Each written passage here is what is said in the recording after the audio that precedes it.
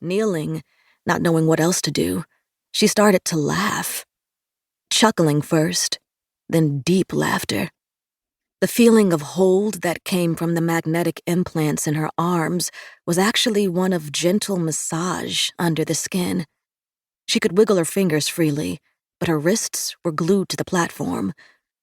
The ridiculousness of it all.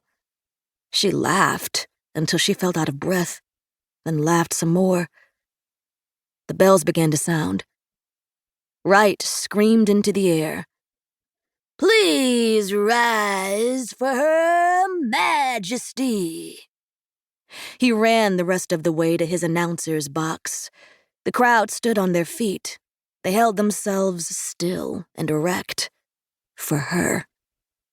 She walked onto the faux football field, aluminum alloy on her arms, braids that stopped at the back of her neck, exposed shoulders, each tattooed with the Whole Market trademark logo. A series of rods jutted out from her chest guard and circled her muscled abdomen to form a sleek cage. It was a custom creation. Thurwar had watched, even cheered, the first time she'd seen that the metallic pieces, initially thought to be exclusively defensive, were more.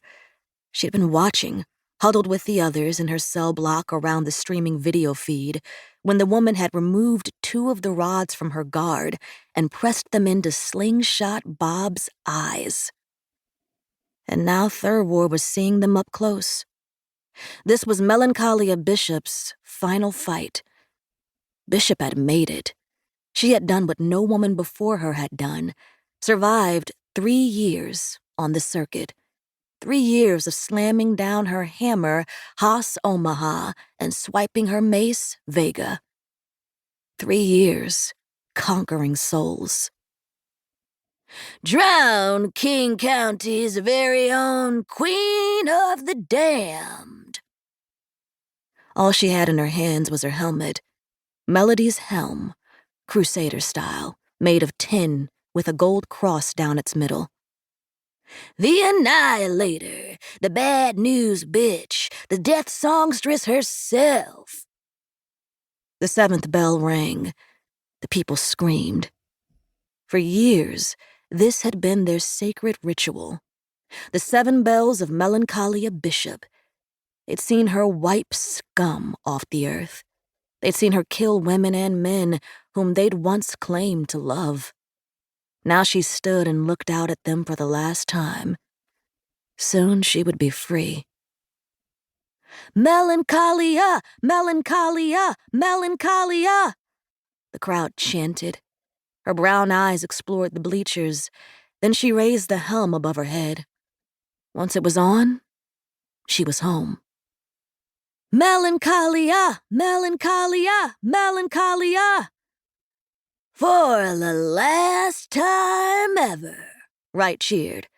"Please help me welcome the winningest woman ever to step on the battleground, the mistress of the murder ballad, the sacred sweetheart, the crusader, the baddest the planet has ever seen, your very own Melody Melancholia Bishop Price." Your very own, Thurwar thought, rattled by the force of the love that exploded out from the audience. They loved her so.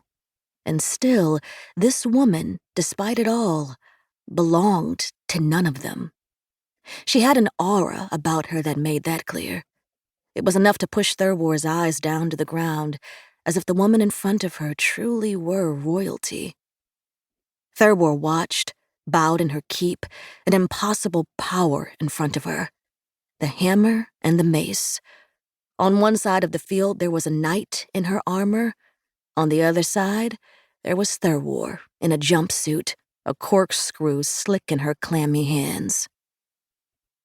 "Bishop! Bishop!